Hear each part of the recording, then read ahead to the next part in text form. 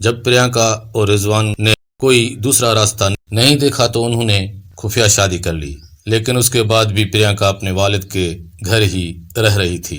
جب پریانکا اپنے والد کا گھر چھوڑ کر رضوان کے معمولی گھر میں رہنے آئیں اور اپنے والد اشوک ٹوڈی کو فون پر اپنی شادی کی اطلاع دے دی، دونوں کی شادی ہو گئی، لیکن آگے کا راستہ بالکل آسان نہیں تھا۔ اب وہ دونوں سمجھ چکے تھے کہ اشوک ٹوڈی ان کو الگ کرنے کے لیے کسی بھی حد تک جا سکتا ہے۔ رضوان اور اس کے گھر والوں کو دھمکیاں ملنے لگیں۔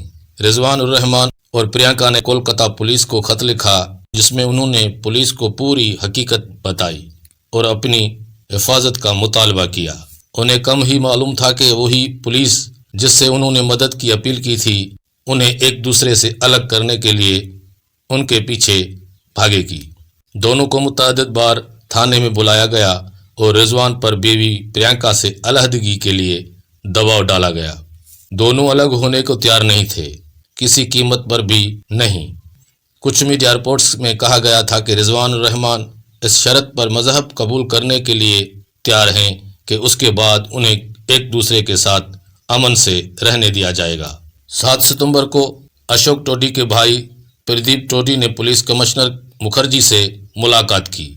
اس کے بعد ٹوڈی خاندان کی جانب سے ڈی سی پی اجے کمار کو ایک درخواست دی گئی، جس میں الزام لگایا گیا کہ رضوان پریانکا کو زبردستی اپنے گھر میں رکھا ہوا ہے۔ اس کے بعد ڈی سی پی اجے کمار نے رضوان کو دھمکی دی کہ اگر تم گرفتار نہیں ہونا چاہتے تو پریانکا کو 1 ہفتے کے لیے اس کے والد کے گھر بھیج دو۔ پریانکا ٹوڈی کو جب یہ خبر ملی کہ اس کے والد اشوک ٹوڈی بیمار ہیں اور وہ پریانکا کے رشتہ دار انیل سرواگی نے رضوان اور پریانکا کو یقین دلایا کہ وہ 1 ہفتے بعد پریانکا کو واپس بھیج دیں گے، لیکن ایسا نہیں ہوا۔ پریانکا کو ان کے والد کے بیمار ہونے کی خبر کے ساتھ ایک سازش کے تحت گھر بلایا گیا تھا۔ اسے 1 ہفتے بعد واپس آنا تھا، لیکن وہ واپس نہیں آئی۔ اس کے بعد رضوان الرحمان نے پھر کبھی پریانکا کی آواز نہیں سنی۔ ستمبر 2007 کو رضوان کی موت خبر بن گئی۔ اسے اپنے محبت کی قیمت جان سے چکانی پڑی۔ ان کی لاش کولکتہ میں ہی ایک جگہ سے ملی تھی۔ سر کے پچھلے حصے پر گہرا زخم تھا۔ ٹوڈی خاندان کے ساتھ پولیس کی ملی بھگت کی خبریں میڈیا پر گردش کرنے لگیں۔ معاملہ بڑھ گیا۔ کینڈل مارچ سے شروع ہونے والی احتجاج نے تشدد کی شکل اختیار کر لی۔ وزیر اعلیٰ جب رضوان الرحمان کے اہل خانہ سے ملنے گئے تو انہیں بھی ہجوم کی مخالفت کا سامنا کرنا پڑا۔ معاملہ ہائی کورٹ تک پہنچا۔